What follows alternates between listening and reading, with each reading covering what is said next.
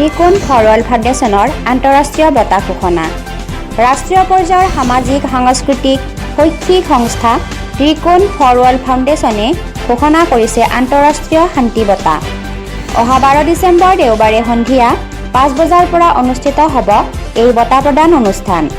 গুৱাহাটীৰ পাঞ্জাবাৰীস্থিত শ্ৰীমন্ত শংকৰদেৱ কলাক্ষেত্ৰ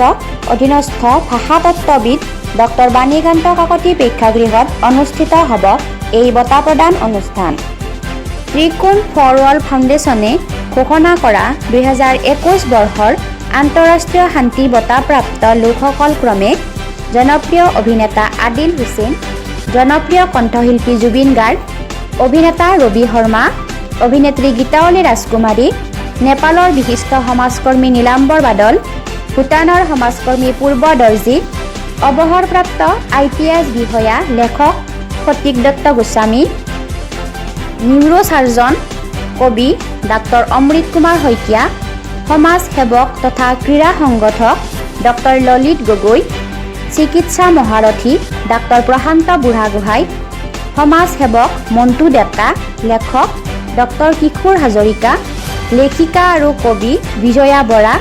জ্যোতিষ মহাসচিব তথা সমাজ সেৱিকা নিভা বৰুৱা, সমাজ সেৱিকা লেখিকা ডক্তৰ বীণাবাণী মহন্ত, লেখিকা কবি মনীষা শৰ্মা, লেখিকা ৰীতাঞ্জলি বৰা, চিকিৎসাৰথী বাবুল আলী, শিক্ষাসতী জেস্মী বৰা,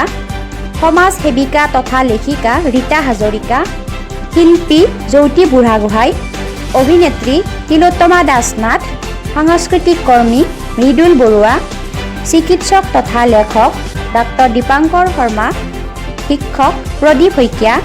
আৰু সমাজ সেৱক তথা শিক্ষক দেৱজিৎ শইকীয়া